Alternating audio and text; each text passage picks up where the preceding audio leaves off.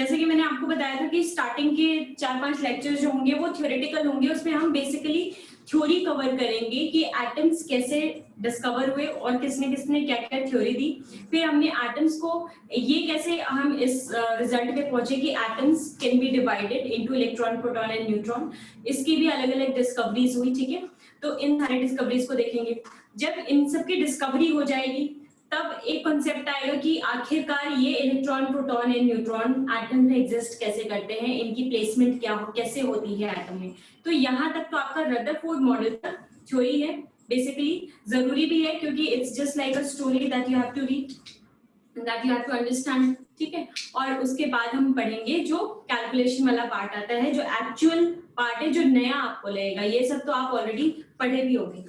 ठीक है, तो हम कैथोड रे के बारे में पढ़ रहे थे। ठीक है, ये स्टार्ट करने से पहले मैं ना एक बार रिडॉक्स में ना एक चीज रह गई थी, एक छोटा सा लॉ है, Dulong and Petit law. Dulong and Petit law, तो जितने बच्चों ने रिडॉक्स पढ़ लिया है वो तो रिडॉक्स में जाके लिख ले ये। ठीक है, जिन बच्चों ने रिडॉक्स नहीं पढ़ा है, बस सिंपल सा लॉ है ये। इस लॉ का क्या मतलब है कि किसी भी आइटम का, अगर किसी भी हम एलिमेंट की बात कर रहे हैं तो उस एलिमेंट का एटॉमिक नंबर को अगर हम मल्टीप्लाई करते हैं उसके स्पेसिफिक हीट से, ठीक है, तो वो एक कांस्टेंट के बराबर होता है, और वो कांस्टेंट जो होता है it is nearly equal to 6.4। इतना छोटा सा आपका ये लॉ है, ड्यूलॉन्ग एंड पेटिट लॉ। तो इससे आपके क्वेश्चंस भी कभी कभी आ जाते हैं कि कभी आपको क्वेश्चंस में एटॉमिक नंबर और स्पेसिफिक हीट में कुछ आपको रिलेशन गिवन है। ठीक है, और एटॉमिक हीट आपको, एटॉमिक नंबर आपको पता है और स्पेसिफिक हीट पूछ रहा है, तो आपका क्या हो जाएगा, स्पेसिफिक हीट यहाँ पे जो होगा वो कैलोरी में होगा। ठीक है, स्पेसिफिक हीट के बारे में आप अच्छे से पढ़ोगे कहाँ, थर्मोडायनेमिक्स में। अभी आप सिर्फ इतना जान लो कि एटॉमिक नंबर और स्पेसिफिक हीट का जो प्रोडक्ट होता है किसी भी एलिमेंट का, वो एक कांस्टेंट होता है, and that constant is nearly equal to what, 6.4। यही ड्यूलॉन्ग एंड पेटिट लॉ कहता है। ठीक है, और यहाँ से आपको कभी कभी एक रिलेशन बैलेंसी भी पूछ देता है। तो बैलेंसी मुझे बताओ बच्चों क्या हो जाता है, किसी भी एटम का बैलेंसी क्या हो जाएगा, सर यहाँ पे एटॉमिक मास होगा, सर यहाँ पे एटॉमिक मास होगा, atomic mass into specific heat. ठीक है, ये जो इतने भी कन्वर्जन है, ये कन्वर्जन आप मुझे बताओगे खुद से। बैलेंसी क्या होता है, अगर आप एटॉमिक मास को इक्विवेलेंट मास से मल्टीप्लाई कर दो उसके, तो आपकी बैलेंसी आ जाएगी। तो आपका ये दोनों कैलकुलेशन के काम आ सकता है। ठीक है, बस ये एक चीज रह गई थी, एक छोटी सी चीज मुझे बतानी थी रिडॉक्स में। अब हम एटॉमिक स्ट्रक्चर पर आते हैं, इतना चीज क्लियर हो गया। अब हम आते हैं एटॉमिक मास पे। मैंने बोला कि जो डिस्चार्ज ट्यूब था, कल का थोड़ा सा रिवाइज करते हैं। डिस्चार्ज ट्यूब किसने बनाया था, सैटरडे की क्लास नहीं होगी, सैटरडे को अभी तक तो क्लास नहीं है। जूलियस प्लकर, एक और इसके साथ एक और इसका दोस्त था, उसका भी नाम याद रख लेना। कभी कभी Julius Plucker and Williams Crook भी पूछ देता है, इन दोनों ने मिलके बनाया। ठीक है, इन दोनों ने मिलके बनाया। ठीक है, और जो डिस्चार्ज ट्यूब एक्सपेरिमेंट है,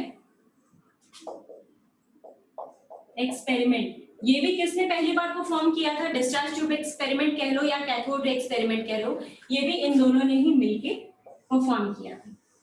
ठीक है, कैथोड रे किसने इन्वेंट किया था, अगर मैं कैथोड रे की बात करूं तो कैथोड रे भी अब जिसने एक्सपेरिमेंट किया वही तो इन्वेंट करेगा, Julius Plucker and Williams Crook ने इन्वेंट किया था। अगर मैं पूछूं कि कैथोड रे से हमें क्या मिला, कौन सा फंडामेंटल पार्टिकल मिला कैथोड रे एक्सपेरिमेंट से, डिस्कवरर, हाँ इलेक्ट्रॉन। अब इलेक्ट्रॉन जो है वो किसने डिस्कवर किया, इलेक्ट्रॉन किसने डिस्कवर किया, वो किया जे.जे. थॉमसन। ठीक है, तो कंफ्यूज मत होना। कैथोड रे किसने किया, डिस्चार्ज ट्यूब किसने किया और इलेक्ट्रॉन किसने किया, ये मैं अभी क्लियर कर देती हूँ। ठीक है, क्लियर है सबको?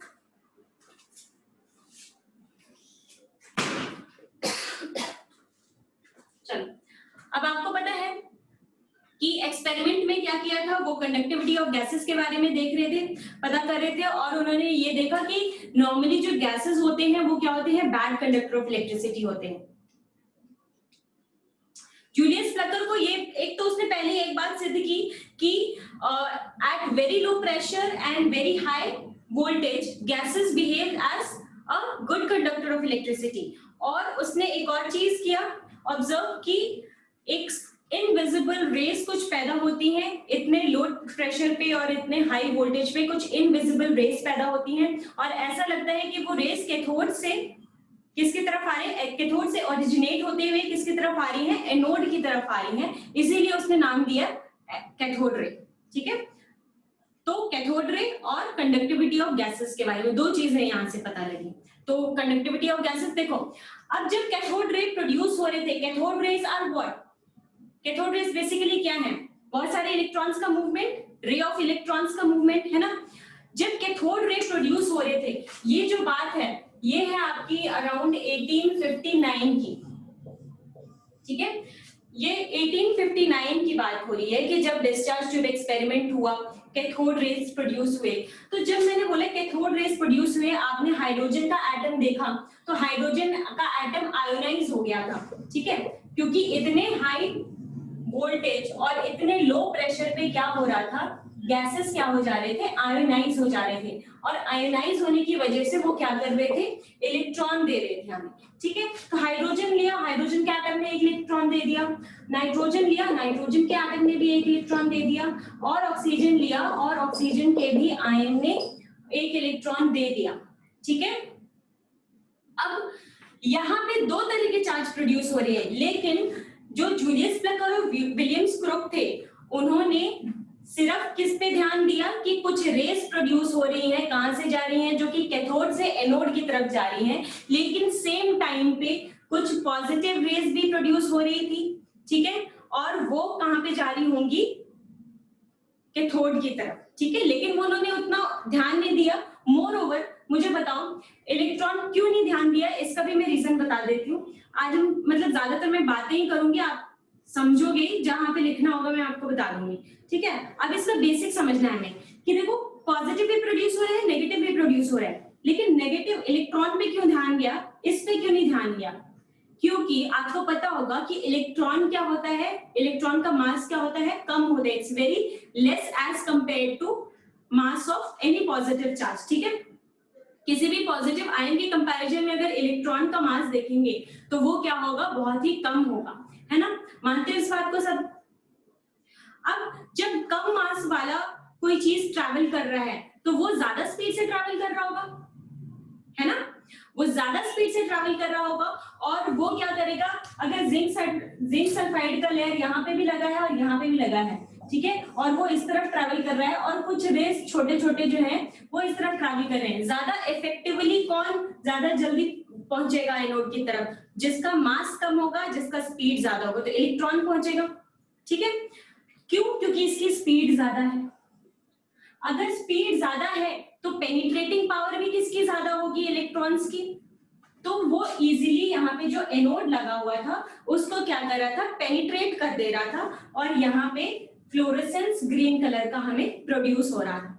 ठीक है, लेकिन अगर मैं कोई पॉजिटिव आयन की बात करूं तो पॉजिटिव आयन का मास क्या है, ज्यादा है, मास ज्यादा होने की वजह से वो यहाँ पे चल तो रहे हैं, लेकिन वो स्पीड क्या होने से, मास ज्यादा होने से और स्पीड कम होने की वजह से वो क्या करेंगे, इस कैथोड को पेनिट्रेट नहीं कर पाएंगे। ठीक है, उस टाइम पे ये प्रोड्यूस तो हो रहे थे लेकिन ये बेचारे पेनिट्रेट नहीं कर पा रहे थे। ठीक है, और पेनिट्रेट मतलब पेनिट्रेट करने की क्षमता, आर पार पहुंचने की क्षमता, जैसे एक्सरे होता है ना, एक्सरे का पेनिट्रेटिंग पावर क्या होता है, आपके बॉडी से आर पार करके वो आपके बोन्स का स्ट्रक्चर आपको बता देता है, that is penetrating power. Okay, अब यहाँ पे देखो एनोड रेज प्रोड्यूस तो हो रहे थे कुछ पॉजिटिव रेज, लेकिन वो बेचारे पेनिट्रेट नहीं कर पाए थे, वो उसको आर पार नहीं कर पाए थे क्योंकि इनकी पावर कम है। इनका स्पीड कम होने की वजह से, ठीक है। तो इसीलिए अगर मैं क्या करूं, मैं कैथोड लूं जिसमें छेद हो, जिसमें परफोरेटेड का क्या मतलब, जिसमें कुछ होल्स हो, तब ये क्या करेंगे, इजीली पास कर जाएंगे। अब मैं यहाँ पे भी फ्लोरेसेंस देख सकती हूँ, किसकी वजह से, कैथोड रे की वजह से, और यहाँ पे भी फ्लोरेसेंस देख सकती हूँ, किसकी वजह से, एनोड रेज की वजह से। इतनी बात समझ में आ गई कहानी। अब देखो, ये बात मैं बता रही हूँ 1859 में। 1859 में दोनों चीजें हो गई थी, दोनों घटनाएं हो गई थी, कैथोड रेज भी प्रोड्यूस हो गए थे, एनोड रेज भी प्रोड्यूस हो गए थे, लेकिन एक्चुअली डिस्कवर कौन हुआ था, सिर्फ कैथोड रेज ही डिस्कवर हो पाए थे, क्योंकि वहां पे कोई भी gas low, it was independent of the nature of gas taken. वैसे हाइड्रोजन गैस लिया था, ठीक है, कोई भी गैस लोगे प्रोड्यूस तो इलेक्ट्रॉन ही होगा ना। तो अब देखो, अब एनोड रेज को प्रोड्यूस होने में जो मैं डिस्कवरी की बात करूं अगर, तो एनोड रेज डिस्कवर हुए थे 1886 में। कितने साल हो गए, सिर्फ ये छोटी सी बात, ये देखो, ये उस टाइम भी बन गया था, उस टाइम पे भी ये डिस्कवर हो सकता था, लेकिन इसको कैथोड यहां से यहां आने में कितना साल लग गया, आप देख रहे हो। तो यही कहने का मतलब है कि ये सारी चीजें क्या है, ये इन्वेंशंस हैं, ठीक है। और ये इन्वेंशन ऐसा नहीं है कि एक के बाद एक होता है, क्या कि एक बार कैथोड बन गया, फिर एनोड बन गया, फिर इलेक्ट्रॉन प्रोटॉन, और फिर पूरा मतलब एकदम वो क्या बोलते हैं, रिवॉल्यूशन आ गया। ऐसा कुछ नहीं हुआ था, मतलब बहुत स्लोली ये सारी चीजें हो रही थी और बहुत मेहनत कर रहे थे ये साइंटिस्ट, इसलिए हम इनके बारे में समझ रहे हैं कि ये एक्सपेरिमेंट्स कैसे हुए थे, ये चीजें डिस्कवर कैसे हुई थी। अब आपके तो सिलेबस में एक ही है, आपको तो एक ही साल में पढ़ना पड़ेगा। अब ऐसा थोड़ी कि आपने कैथोड पढ़ लिया आज, तो आप 27 साल बाद आप एनोड के बारे में पढ़ोगे। पढ़ना तो आपको इसी सेमेस्टर में है सारा कुछ, है ना। तो हम पढ़ेंगे तो अभी, लेकिन हम ये जानना चाहते हैं कि देखो छोटी छोटी चीजें कितने देर बाद डिस्कवर हुई थी। एनोड रेज का आइडिया मिल गया, कैथोड रेज का आइडिया मिल गया। अब लिखने वाली चीज करते हैं, अब हमें सिर्फ लिखना बाकी रह गया। तो लिखना है या सिर्फ सुनना है, या मैं कुछ कैरेक्टरिस्टिक्स ऑफ कैथोड रेज वगैरह करा दूं। चलो, आज जितना लिखना है लिख लो। आज जो मैं आपको नोट्स दूंगी उसमें आप सारा कुछ, जो जितना भी नोट्स दूंगी, मैं सारे नोट्स नहीं दूंगी, 3-4 पेज का नोट्स दूंगी, वो सारे लिख के फिर आओगे कल की क्लास में, ठीक है। लिख के और एक बार रीडिंग लगा के, कोई दिमाग पे जोर डालने की जरूरत नहीं है, समझना कुछ नहीं है, समझ में आ रहा है तो अच्छी बात है, नहीं समझ में आ रहा है तो कोई बात नहीं, ठीक है। सिर्फ लिख कर आओगे क्लास में, ठीक है, ताकि ये जो कहानी है ना, ये हम जल्दी जल्दी कवर कर दे और मेन चीज जो है चैप्टर का उस पे पहुंचे। आप लिखो, हेडिंग डालो, characteristics of cathode rays.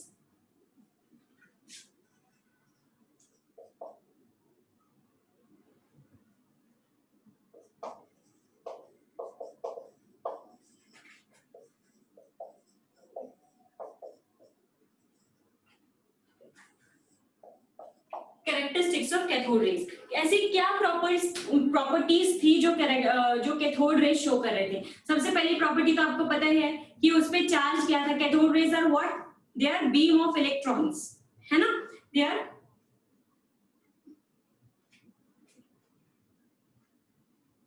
Vacuum pump was used.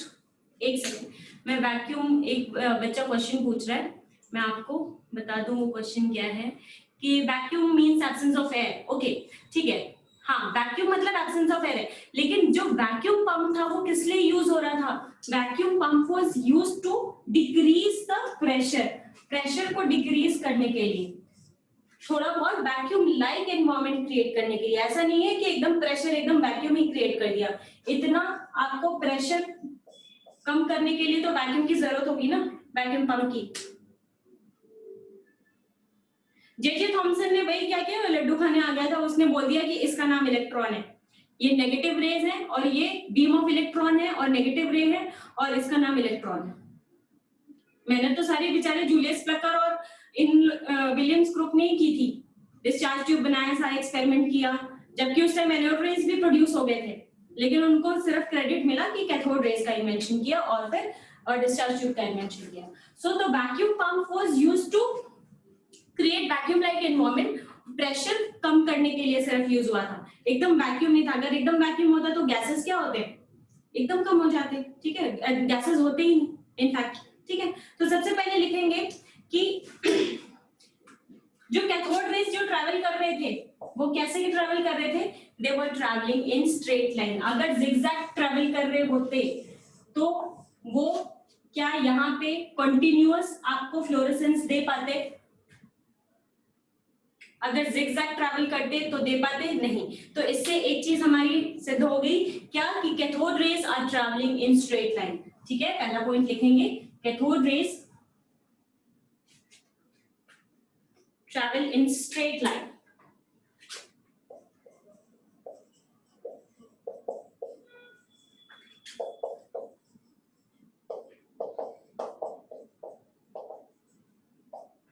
Straight line, और जिसकी velocity कैसी होगी, velocity will be very high, that is why they were able to penetrate through the anode electrode, right? हाँ, travel in straight line with very high velocity, ठीक है,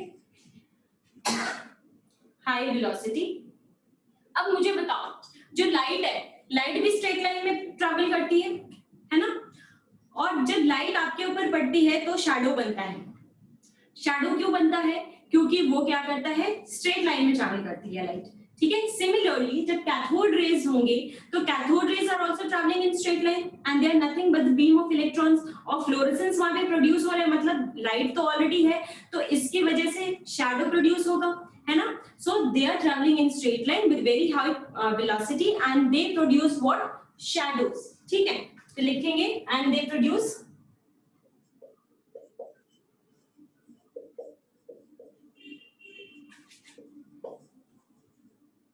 shadow of the object placed in their path। जो भी इनके रास्ते में object place होगा उसका क्या प्रोड्यूस करेंगे, ये शैडो प्रोड्यूस करेंगे, ठीक है। अब ये पता कैसे लगा था, अब देखो मैं आपको साथ साथ में बताते जा रही हूँ। ये था आपका डिस्चार्ज ट्यूब, फटाफट से बना दे रही हूँ, सुंदर नहीं बना रही ज्यादा। ये कैथोड, ये आपका एनोड, ठीक है। यहाँ पे रेड प्रोड्यूस हो रही थी, स्ट्रेट लाइन में ट्रैवल कर रही थी। अब इसने क्या किया, जूलियस बेकर ने क्या किया, यहाँ पे एक बहुत ही लाइट वेट का एक पंखा जो टाइप का, उसको हैंग कर दिया, ठीक है, पंखा रख दिया। अब क्या किया, ये पंखा जो था वो शैडो प्रोड्यूस करने लगा अपना, क्योंकि यहाँ पे फ्लोरेसेंस तो हो रहा था इधर, तो ये शैडो भी प्रोड्यूस कर रहा था, ठीक है। समझ में आ गई बात। अब दूसरी बात, अब ये जो कैथोड रेज हैं इनका कुछ तो वेट है, ठीक है, कुछ तो वेट है ना। अब मुझे बताओ, आपने कभी बाइक चलाई है या स्कूटी एक्टिवा चलाई है, जब बारिश आ रही हो, चलाई होगी, तो वो क्या करते हैं, जब आप एक्टिवा चला रहे होते हो तो क्या होता है, जो बारिश की बूंदें होती है वो एकदम सुई की जैसे लगती है, ऐसा लगता है कि आपके फेस पे बहुत तेज कुछ मतलब लग रहा है, सुई चुभ रही है ना। ऐसा क्यों होता है, क्योंकि एक तो वो स्पीड में है, हालांकि उसका वेट क्या होता है, बहुत कम होता है, ठीक है। वो अगर एक ड्रॉप का मैं वेट देखूं तो वो आपके वेट के हिसाब से बहुत कम है ना, लेकिन फिर भी वो आपको प्रॉब्लम देता है, ठीक है।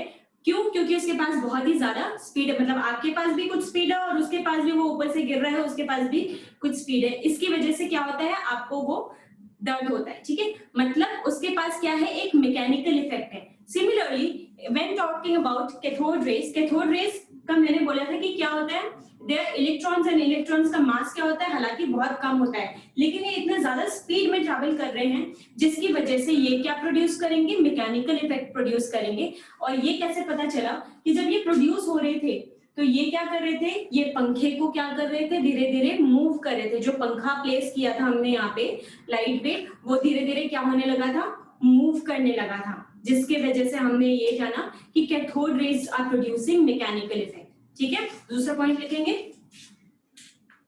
सीआर प्रोड्यूसेस, सीआर मतलब cathode rays produces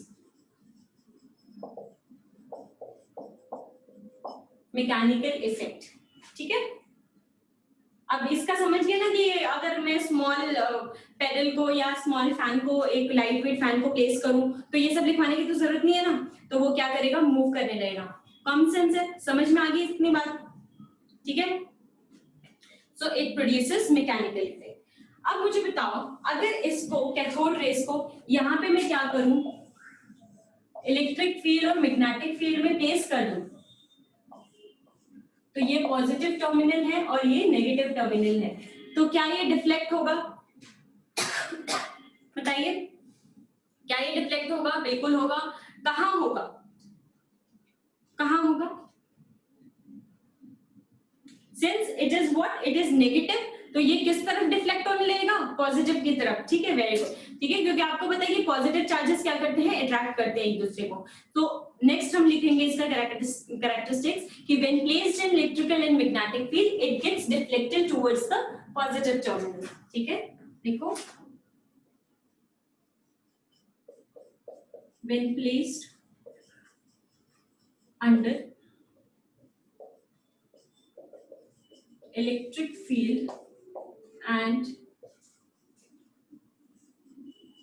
magnetic field, it gets deflected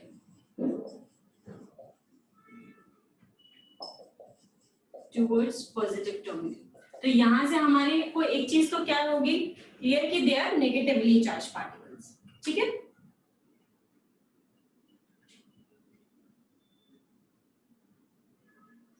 which shows, लिख दो नीचे,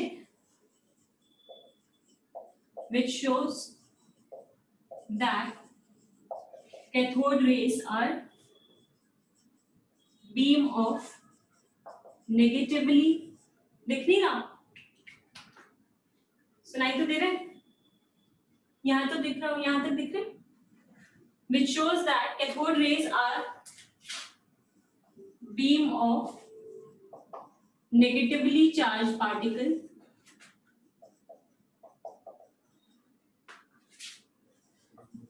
which was further named as electron by J.J. Thomson। ठीक है, by J.J. Thomson।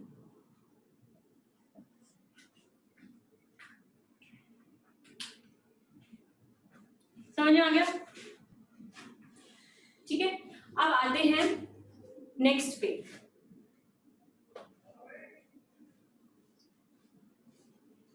देखो, कैथोड रेज क्या प्रोड्यूस कर रहे थे? They were producing fluorescence. ठीक है, फ्लोरेसेंस प्रोड्यूस कर रहे थे, मतलब ये क्या कर रहे थे, फोटोग्राफिक प्लेट जो था हमारा ZNS का, उस पे क्या कर रहे थे, फ्लोरेसेंस प्रोड्यूस कर रहे थे। तो नेक्स्ट लिख लेंगे, चौथा, CR produces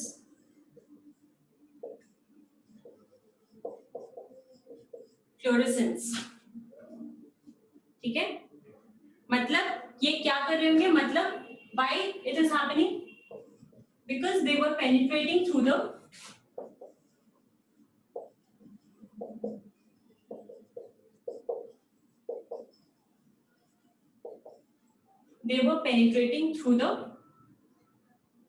एनोड इलेक्ट्रोड। ठीक है, और जो फोटोग्राफिक फिल्म था और उस पे इफेक्ट दे रहे थे।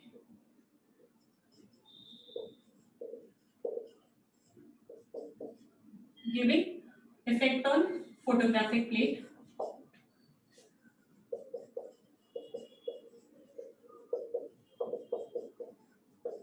made of ZNS layer।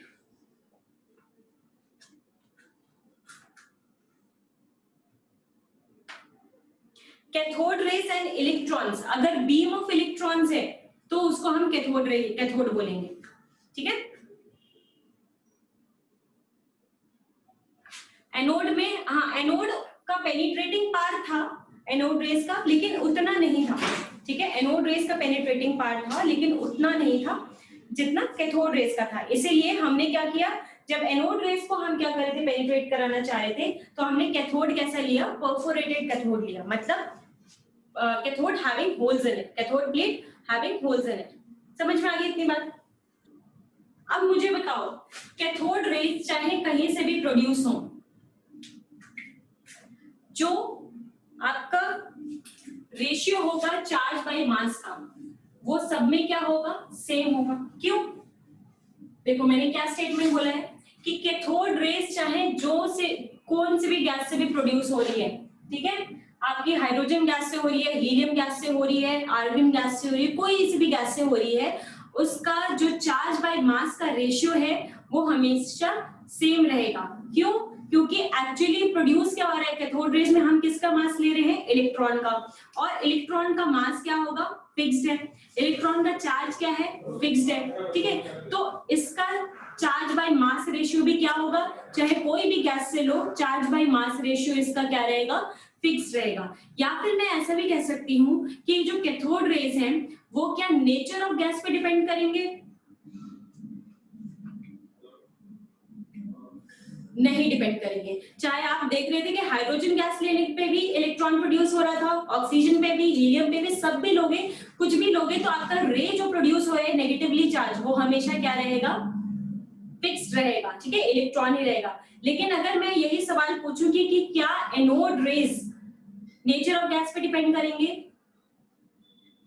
बिल्कुल करेगा, ठीक है। आगे मेरी बात समझ में, नेचर ऑफ गैस पे क्यों करेगा, क्योंकि जो आयंस थे, H plus ion, O plus ion, N plus ion, वो सारे क्या थे, अलग अलग थे, सबका अलग अलग मास आ रहा है, ठीक है। आगे बात समझ में, तो नेक्स्ट बात लिखेंगे इसकी, the charge by mass ratio, 6 point है ना,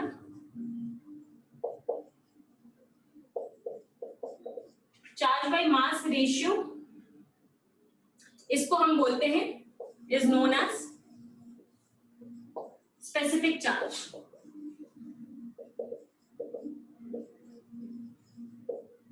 ठीक है, ऐसे से डिनोट करेंगे। तो जो स्पेसिफिक चार्ज रहेगा वो क्या रहेगा, it remains same for all, remains same for all cathode rays irrespective of nature of gas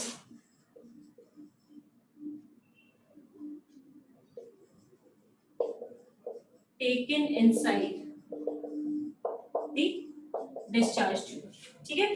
तो यहां पे लिख सकते हो,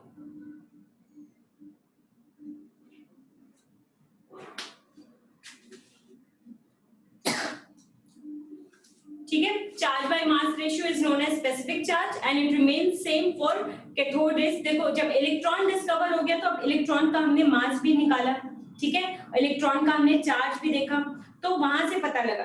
अब ये अलग अलग चीजें नहीं आएगा कि ये वाली चीज किसने बताई थी, ये वाली चीज किसने बताई थी, क्योंकि देखो चार्ज तो क्या रहता है, हर चाहे फंडामेंटल पार्टिकल की बात करें ना, तो अगर हम फंडामेंटल पार्टिकल की बात करें तो वो क्या होना चाहिए, फंडामेंटल चीज सबके लिए सेम होती है, ठीक है। तो इसीलिए हम देखो चार्ज क्या रहेगा फंडामेंटल पार्टिकल का, अगर एक तरह का पार्टिकल है तो उसका चार्ज भी सेम रहेगा और मास भी सेम रहेगा। तो इसीलिए हमने चार्ज बाय मास रेशियो देखा था कि चार्ज बाय मास रेशियो क्या गैसेस को चेंज करने से चेंज हो रहा है, अगर नहीं चेंज हो रहा है मतलब ये क्या है, एक फंडामेंटल पार्टिकल है, ठीक है। देखो इलेक्ट्रॉन्स विजिबल नहीं है, उसका मास कैसे पता चला, ये सारी चीजें कैसे पता चली, उनके पास और भी टेक्नोलॉजीज थी, हमें उसमें नहीं जाना, ठीक है, हमें पीएचडी नहीं करनी। सिंपल भाषा में अगर बोलूं तो ऐसा नहीं आएगा कि यही चीज किसने डिस्कवर किया और कैसे डिस्कवर हो, क्योंकि बहुत सारी चीजें इसने डिस्कवर की थी। हमें क्या करना है, हमें क्या किस पे ध्यान देना है और किस पे नहीं ध्यान देना है वो समझते हुए चलना है, ठीक है। अगर सारी चीज पढ़ने लगोगे तो फिर आप डिस्ट्रैक्ट हो जाओगे। Who discovered electron? इलेक्ट्रॉन की बात करूं तो electron was discovered by J.J. Thomson and अगर मैं बात करूं beam of electron, तो beam of electron is what, cathode ray, तो cathode rays were discovered by Julius Plucker and Williams Crookes, ठीक है, वैसे ऐसा आपको नहीं आएगा, आपको आएगा या तो कैथोड रेज आएगा या फिर इलेक्ट्रॉन आएगा। ठीक है, तो एक इलेक्ट्रॉन मतलब जे थॉमसन ने किया, रे ऑफ इलेक्ट्रॉन या बीम ऑफ इलेक्ट्रॉन मतलब जूलियस प्लकर या फिर विलियम्स क्रुक ने किया। बात होगी क्लियर इतनी? ठीक है, अब हम आते हैं कि स्पेसिफिक चार्ज क्या होगा इसका। तो मैंने आपको इससे पहले जब मोल कंसेप्ट पढ़ाया था तो मैंने आपको बताया था इलेक्ट्रॉन पे चार्ज कैसा होता है, माइनस चार्ज होता है, और क्या उसकी वैल्यू होती है -1.6 इंटू 10⁻⁻19 कूलम। याद है सबको? और मैंने बोला था कि मास भी हमें याद रखना है, तो मास क्या हो जाएगा 9.1 इंटू 10⁻31 kg। याद है सबको?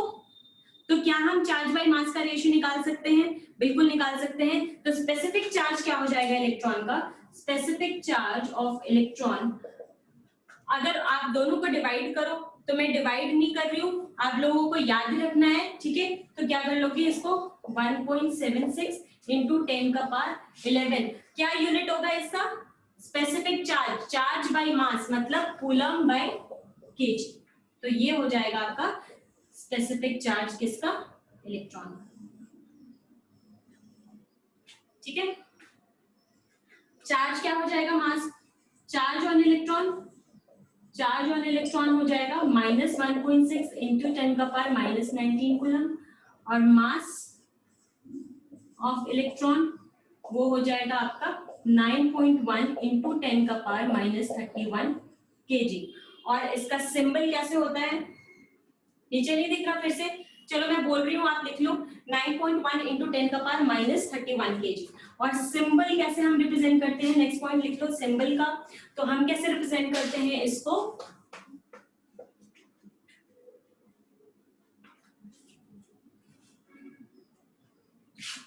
-1E0। ठीक है, ये होता है इसका -1 चार्ज और E0। ठीक है, E मतलब हम इसका देखो मास जो लेते हैं हम नेग्लिजिबल लेते हैं, इसलिए हमने 0 लिखा हुआ है। ठीक है, -1 is the charge and E is the mass which we take it as negligible. ठीक है, तो यहां से हमें पता चला कि जो इलेक्ट्रॉन क्या है, एक बेसिक फंडामेंटल पार्टिकल है एटम का। 7th पॉइंट के नीचे मैंने बोला है मास ऑफ इलेक्ट्रॉन, वो तो आपको याद ही होगा। मैंने बताया ना बेटा, स्पेसिफिक चार्ज हमने इसलिए निकाला ताकि हम ये देख सकें कि स्पेसिफिक चार्ज अगर सबके हर गैस के ये सेम आ रहा है तो हम ये बता सकें कि वो फंडामेंटल पार्टिकल है किसी एटम का या नहीं, इसीलिए हमने स्पेसिफिक चार्ज निकाला। ठीक है, चार्ज बाय मास का रेशियो निकाला। अगर वो सबके लिए सेम है तब तो वो फंडामेंटल पार्टिकल है। और मैंने आपको बोला कि वो नेचर ऑफ गैस पे नहीं डिपेंड कर रहा है, सबके लिए सेम आ रहा है, तो फिर हम कह सकते हैं कि इलेक्ट्रॉन्स आर, तो हम इसका कंक्लूजन निकाल सकते हैं क्या, electrons are fundamental particles of atom. ये हमने कंक्लूड कर दिया। यहां तक क्लियर है सबको? अब हम आते हैं डिस्कवरी ऑफ एनोड रेस पे। ठीक है, अब मैं आपको नहीं लिखाऊंगी, जो सारी बातें थी हमने ऑलरेडी डिस्कस कर ली है, मैं सिर्फ बताऊंगी कि कहानी हुई क्या थी, और फिर हम इसका नोट्स आप लिख लोगे जब मैं आपको भेजूंगी तब। ठीक है, तो जो इससे पहले वाली आपको कंफ्यूजन आ रही थी कैथोड रेस, हाँ अभी भेज दूंगी जैसे क्लास खत्म होगी, कैथोड रेस और इलेक्ट्रॉन वाली, ऐसे यहाँ पे कोई कंफ्यूजन नहीं आएगा, क्योंकि आपको चाहे एनोड रेस बोले या फिर आपको प्रोटॉन बोले, ठीक है, आप क्या बोलोगे हमेशा उसको, गोल्ड स्टेट। ठीक है, अब आते हैं डिस्कवरी ऑफ एनोड रेस में। तो जैसे कि मैंने आपको बताया कि हमने सिंपली क्या किया था, सेम सेटअप लिया था, लेकिन हमने कैथोड कैसा ले लिया था, परफोरेटेड, हम उसको बोलते हैं परफोरेटेड। परफोरेटेड मतलब जिसमें होल्स हो। तो ये था आपका सेम डिस्चार्ज ट्यूब है, दोनों तरफ क्या है, ZnS का आपका लेयर लगा हुआ है। ठीक है, एक कैथोड है आपका और एक आपका एनोड है। एनोड आपने क्या लिया, थोड़ा सा और पतला लिया और उसमें क्या कर दिए आपने, होल्स कर दिए। ठीक है, तो ये हो गया आपका परफोरेटेड कैथोड और इसको आपने बैटरी से कनेक्ट कर दिया इन सच अ वे कि कितना वोल्टेज मिले हमें 10 का पावर 4 वोल्ट मिले, ठीक है। और यहाँ पे वैक्यूम पंप लगा दिया ताकि वैक्यूम हम क्रिएट कर सके, और कितना 10 का पावर -4 ATM जितना, ठीक है। अब इस कंडीशन में अगेन हमारी गैस जो होगी, जो भी डिस्चार्ज ट्यूब के अंदर क्या होगी, वो आयनाइज होने लगेगी ना। इसके नोट्स अगर बनाने हैं तो बना लो, मैं वैसे अच्छे से लिखवाऊंगी नहीं क्योंकि मैं नोट्स अभी जो दूंगी ना आपको फोटो, उसमें अच्छे से लिखा हुआ रहेगा सब कुछ, तो सिर्फ समझ लो क्योंकि ऑलरेडी हम डिस्कस तो कर ही चुके हैं इसको, ठीक है। मैं सिर्फ एक बार फिर से बता रही हूँ। अब देखो इसमें क्या हुआ था कि अब सेम कंडीशन हुआ, यहाँ पे भी क्या हुआ, आपकी जो भी गैस होगी इस डिस्चार्ज ट्यूब के अंदर वो क्या होने लगी, आयोनाइज होने लगी। इलेक्ट्रॉन्स तो प्रोड्यूस हो ही रहे हैं, मतलब कैथोड रेज तो प्रोड्यूस हो ही रहे होंगे। अब साथ के साथ यहाँ पे तब भी प्रोड्यूस हो रहे थे, कैटाइंस भी प्रोड्यूस हो रहे थे, यहाँ पे भी कैटाइंस प्रोड्यूस हो रहे हैं। The only difference is that कि पहले कैटाइंस क्या कर नहीं पा रहे थे, पेनिट्रेट नहीं कर पा रहे थे, लेकिन अब जो कैटाइंस हैं ये यहाँ पे होल होने की वजह से ये क्या करेंगे, पेनिट्रेट करने लगेंगे, और आपको यहाँ पे भी क्या मिलने लगेगा, फ्लोरेसेंस मिलने लगेगा, ठीक है। तो अब यहाँ पे एनोड रेज भी प्रोड्यूस हो रहे हैं, एनोड रेज, ठीक है, जो कि ये होल से पास कर पा रहे हैं, और होल से पास करने की वजह से ये क्या कर रहे हैं, ये ZnS के लेयर को स्ट्राइक कर रहे हैं, जिसकी वजह से फ्लोरेसेंस प्रोड्यूस हो रहे हैं। इतनी बात क्लियर है। एनोड कैसे बना, तो अगर मैंने हाइड्रोजन लिया था अंदर गैस, तो हाइड्रोजन क्या किया, आयोनाइज हो गया, और हमें पॉजिटिव है इसलिए ये किसकी तरफ जा रहा है, नेगेटिव टर्मिनल की तरफ जा रहा है। ऑक्सीजन लिया हमने, तो ऑक्सीजन है पॉजिटिव आयन, ठीक है, आयनाइज हो गया है इसलिए नेगेटिव की तरफ जा रहा है।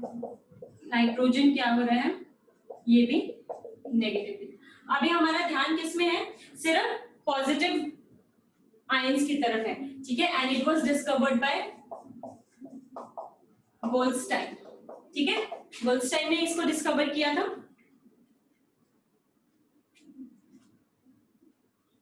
क्लियर है सबको। और ये मैंने आपको बताया था कितने साल बाद, कम से कम 26-27 साल बाद 1886 में इसको डिस्कवर किया था गोल्डस्टाइन ने, ठीक है। अब देखो ये क्या होते हैं, परफोरेटेड कैथोड से पास कर रहे हैं। परफोरेटेड कैथोड का क्या मतलब है, cathode having hole in it, तो इसको मैं क्या बोल सकती हूँ, कैनल्स, कैनल्स होते हैं ना। इलेक्ट्रॉन एंड कैटायंस ने वापस एटॉमिक फॉर्म इसलिए नहीं लिया क्योंकि कंडीशन तो अभी भी आपका very low pressure and very high voltage है। नॉर्मल कंडीशन होती तब वो एटम बना लेते, लेकिन इस कंडीशन में वो कैसे एटम बनाएंगे, वो तो टूट गए हैं ना। अब जोड़ने के लिए आपको तो कुछ एक्स्ट्रा प्रोवाइड करना पड़ेगा, अब इसी वजह से टूटे और इसी एनवायरमेंट में है वो, तो फिर कैसे वापस जोड़ सकते हैं, ठीक है। अब देखो इसीलिए ये since these rays are passing through canals, ठीक है, कैनल्स बोलते हैं इसे, इसीलिए कैनल रेज भी बोलते हैं इनको। आपको पता है कैनल्स क्या होते हैं, गांव में क्या होता है, नहर होती है ना जहां से पानी जाता है, इसीलिए इसको कैनल रेज भी बोलते हैं, ठीक है। क्लियर है सबको। अब उसने सेम एक्सपेरिमेंट किया 27 साल बाद, दिमाग इतना लगाया सिर्फ कि जो कैथोड लिया वो परफोरेटेड कैथोड लिया, so now the anode rays were able to pass through the canals, or we can say the holes which were there in the cathode, and therefore there was a fluorescence which was produced at the opposite of anode. And since it seemed that these rays are originating from anode, इसीलिए इनको नाम हमने anode rays बोल दिया या फिर canal raise, क्योंकि ये कैनाल से पास हो रहे थे। अब मुझे बताओ, उसमें तो आपका जो फ्लोरेसेंस का कलर था वो सेम ही था, ग्रीन फ्लोरेसेंस प्रोड्यूस हो रहा था, लेकिन यहाँ पे फ्लोरेसेंस का कलर क्या होगा, अलग अलग होगा। क्यों अलग अलग होगा, क्योंकि अलग अलग मास के एटम्स जा रहे हैं ना, आयंस जा रहे हैं। अगर हाइड्रोजन लिया तो हो सकता है रेड प्रोड्यूस हो, ठीक है, अगर ऑक्सीजन लिया तो कोई और कलर प्रोड्यूस हो रहा है। तो now the charge by mass ratio will not be the same, ठीक है। लेकिन हमें यहाँ पे निकालना है फंडामेंटल पार्टिकल। तो फंडामेंटल कोई भी चीज क्या होती है, जो स्मॉलेस्ट होती है। तो स्मॉलेस्ट किसका होगा चार्ज बाय मास का रेशियो, जिसका मास स्मॉलेस्ट होगा।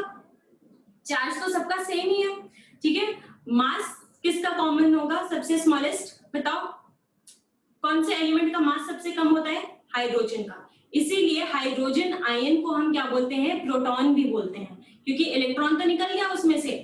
अब आपको पता है कि हाइड्रोजन के पास कोई न्यूट्रॉन नहीं होता, तो इसीलिए इसको हम क्या बोलते हैं, प्रोटॉन भी बोलते हैं। आगे बात समझ में। तो फंडामेंटल पार्टिकल हम किसको बोलते हैं, H+, ठीक है, उसी का नाम हमने, since it is a positive particle इसलिए हमने उसको प्रोटॉन नाम दिया। और जो चार्ज होगा उसका कौन सा वैल्यू होगा, +1.6 into 10⁻⁻19 गुना। आगे बात समझ में। कैरेक्टरिस्टिक्स की अगर मैं बात करूं, कैसे प्रोड्यूस हुआ समझ में आ गया सबको। कैरेक्टरिस्टिक्स की बात करूं तो कैरेक्टरिस्टिक्स सारे सेम होंगे, सारे ही सेम होंगे। ये भी शैडो प्रोड्यूस करेगा, ये भी मैकेनिकल इफेक्ट प्रोड्यूस करेगा, ये भी इलेक्ट्रिक और मैग्नेटिक फील्ड में डिफ्लेक्ट होगा। किस तरफ डिफ्लेक्ट होगा, since it has a positive रे it will deflect towards the negative terminal, ठीक है। लेकिन the only difference will be यहाँ पे कि जो नेचर ऑफ चार्ज है वो क्या होगा, उस पर डिपेंड करेगा हमारा एनोड रेस। दूसरी चीज जो होगी वो क्या होगी आपकी, कि जो स्पेसिफिक चार्ज है, स्पेसिफिक चार्ज मतलब Q/M का जो रेशियो होगा वो किस पे डिपेंड करेगा, वो भी डिपेंड करेगा नेचर ऑफ गैस पे, ठीक है। Specific charge is also depending on the nature of gas and anode rays is also depending on the nature of gas, ठीक है। और अगर E/M रेशियो देखा जाए तो वो क्या होगा, मुझे बताओ E/M रेशियो जो है वो कैथोड रे से बड़ा होगा या छोटा होगा। मुझे बताओ चार्ज दो प्रकार के होते हैं, एक होता है पॉजिटिव और एक होता है नेगेटिव। तो इलेक्ट्रॉन पे चार्ज होता है आपका -1.6 into 10⁻⁻19 कूलम होता है। प्रोटॉन पे आपका चार्ज होता है +1.6 into 10⁻⁻19 कूलम। तो क्या मैं ये बोलूंगी कि प्रोटॉन पे ज्यादा चार्ज है, ऐसा तो नहीं बोल सकती मैं। चार्जेस क्या है, इक्वल है, मैग्नीट्यूड क्या है इन दोनों का, इक्वल है, इक्वल एंड ऑपोजिट चार्ज, वो तो नेचर अलग अलग है ना इनका, ठीक है। एक जा रहा है इस डायरेक्शन में, एक ट्रेन जा रही है इस डायरेक्शन में 60 किलोमीटर पर आवर में, और एक ट्रेन जा रही है उस डायरेक्शन में 60 किलोमीटर पर आवर में। तो दोनों क्या है, दोनों का स्पीड तो आप सेम बोलोगे लेकिन डायरेक्शन क्या क्या है, ऑपोजिट है। लेकिन अगर स्पीड की बात बोलो, आप मैग्नीट्यूड की बात करते हो, है ना, तो यहाँ पे भी अगर चार्ज दोनों का क्या है, सेम ही है, ठीक है। मैग्नीट्यूड क्या है, दोनों का सेम ही है, सिर्फ वो टाइप अलग अलग है। आगे बात समझ में। तो इसीलिए अगर मैं E/M रेशियो पूछूं तो E तो दोनों का सेम ही है, Q/M रेशियो, ठीक है। Q का जो मैग्नीट्यूड है वो तो सेम ही है, और मैंने आपको बताया था कि प्रोटॉन का मास ज्यादा होगा या इलेक्ट्रॉन का मास ज्यादा होगा, प्रोटॉन का मास ज्यादा होगा। तो अगर ये चीज डिनोमिनेटर ज्यादा हो गया तो Q/M रेशियो स्पेसिफिक चार्ज क्या हो जाएगा, छोटा हो जाएगा, ठीक है। डिनोमिनेटर ज्यादा तो ओवरऑल वैल्यू छोटी। आगे बात समझ में। इसका जो स्पेसिफिक चार्ज की वैल्यू होगी it will be less than the cathode rays. आगे बात समझ में। अब यहां से हमने क्या निकाला, यहां से हमने निकाला हमारा प्रोटॉन, कि प्रोटॉन क्या होगा, कि जो आपका फंडामेंटल पार्टिकल होगा, फंडामेंटल पार्टिकल क्या रहेगा आपका, जिसका Q/M का रेशियो सबसे स्मॉलेस्ट होगा, और वो किसका है, H+ का है, ठीक है। तो Q/M रेशियो जो मैक्सिमम होगा स्पेसिफिक चार्ज का वो किसके लिए होगा, साइज किसका छोटा है, नहीं, अगर मैं इन सब में बोलूं सारे एलिमेंट्स में Q/M रेशियो मैक्सिमम किसका होगा, हाइड्रोजन का होगा, ठीक है। Which shows that a positive charge has been obtained from the hydrogen gas, ठीक है, एंड जिसका हाईएस्ट होगी value.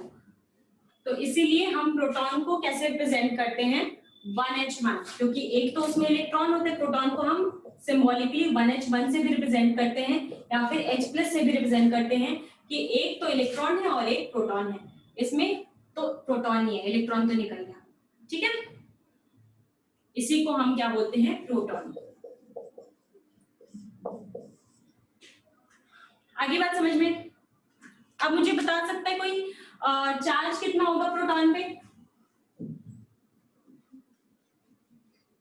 Equal and opposite charge होता है, मतलब चार्ज की बात करूं मैं तो Q हो जाएगा इसका 1.6 प्लस 1.6 इंटू 10 का पावर माइनस 19 कूलम। जो मास होता है प्रोटॉन पे वो कितना होता है, वो होता है 1.67 इंटू 10 का पावर माइनस 27 kg।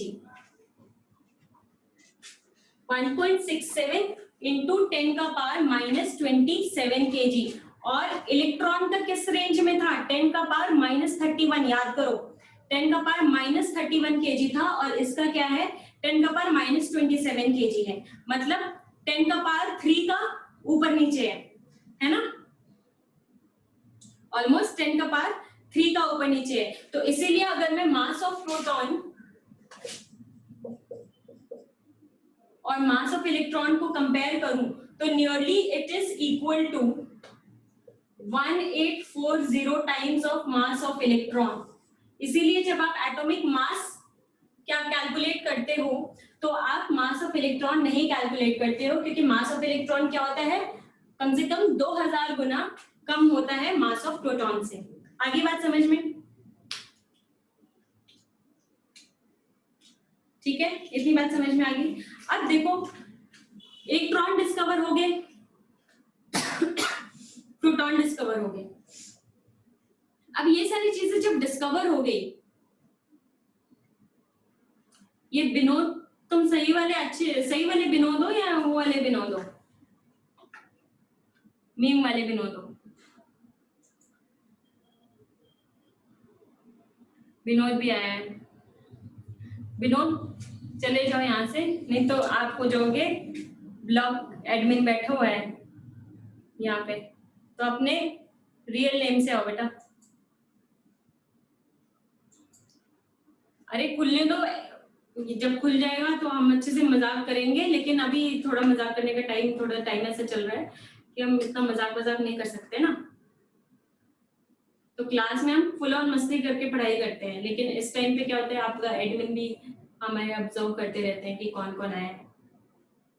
पता नहीं होगा कोई ऐसे ही मजाक कर रहा है, कोई बच्चा बोर हो गया होगा।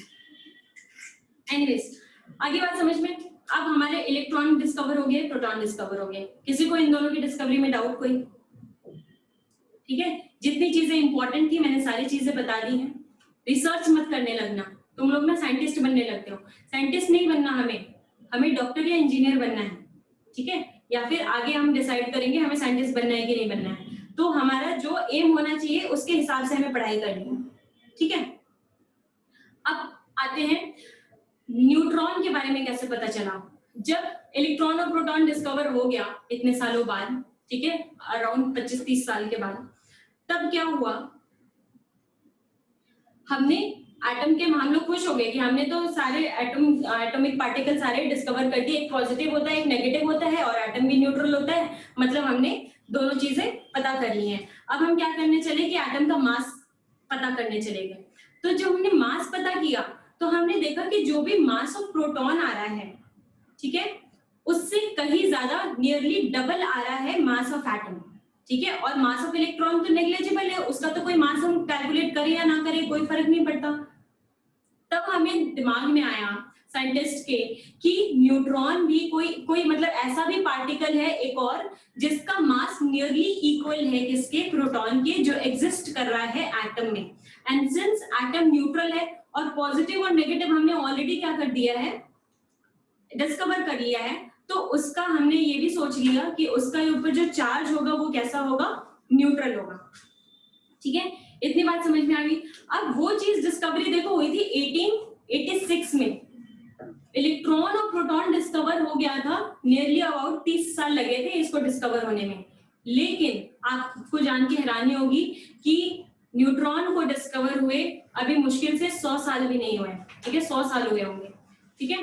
तो 1932 में आपका न्यूट्रॉन डिस्कवर होता है। तो ये इलेक्ट्रॉन, प्रोटॉन और न्यूट्रॉन तीनों चीज को डिस्कवर होने में कम से कम 200 साल लग गए थे, ठीक है। तो फन फैक्ट है ये कि इतना टाइम लग गया आपको तीनों फंडामेंटल पार्टिकल्स की डिस्कवरी करने में। तो 1932 में चैडविक नाम के साइंटिस्ट थे जिन्होंने न्यूट्रॉन की डिस्कवरी की।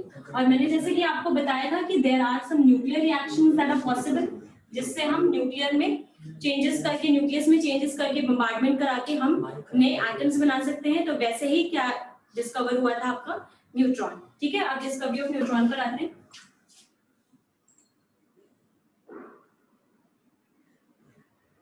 किसने डिस्कवर किया था?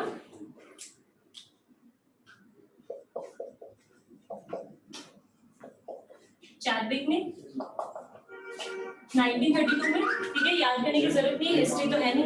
ठीक है, मतलब मैं आपको सिर्फ आइडिया देना चाहती हूँ कि इतना टाइम लग गया डिस्कवरी में तीनों फंडामेंटल पार्टिकल्स। ठीक है, तो इन्होंने क्या किया, जो बेरिलियम एटम होता है, बेरिलियम एटम आप सबको पता है, बेरिलियम एटम। ठीक है, इसका एटॉमिक नंबर क्या होता है बताओ? इसका एटॉमिक नंबर होता है 4 और एटॉमिक मास होता है 9। ठीक है, बेरिलियम एटम में इसने, चैडविक ने क्या किया, बम्बार्डमेंट कराया। बम्बार्डमेंट का क्या मतलब है? कोलिजन कराया very fast moving alpha particles. जब भी आपके अल्फा पार्टिकल आए ना क्वेश्चन में, तो मतलब वो बात हो रही है हीलियम की।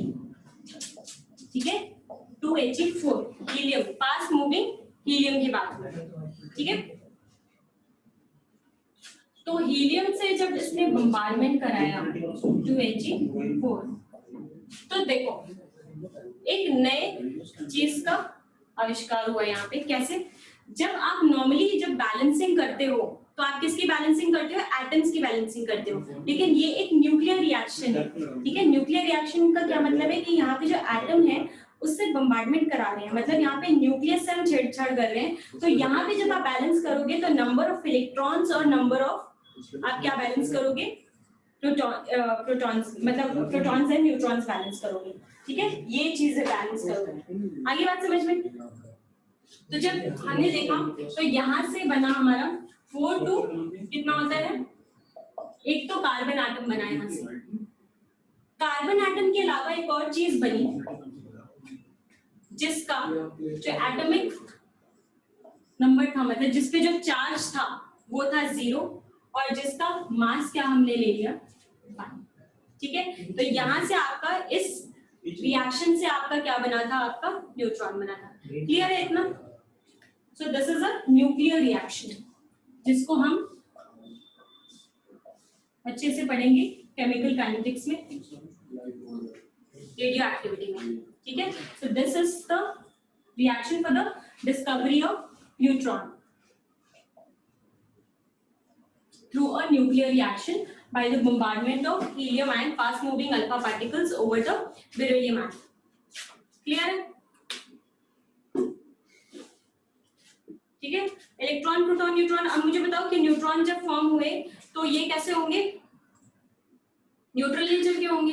ठीक है, और इसका जैसे कि मैंने आपको मास बताया कि ऑलमोस्ट क्या होगा? Equal to the proton. अगर फिर भी कंपैरिजन पूछे तो it is slightly, very slightly heavier than proton। कैसे?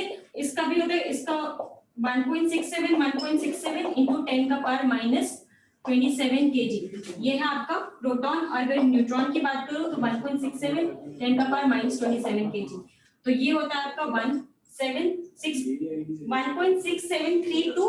ठीक है, और न्यूट्रॉन होता है 1.6749, मतलब इतना माइन्यूटली हैवी होता है, बहुत छोटा सा। बता तो दिया किस रेंज में फर्क होता है? इतने रेंज में फर्क होता है, दोनों का हम 1.67 ही लेते हैं। ठीक है, very slightly heavier than proton. तीनों चीजें डिस्कवर होगी।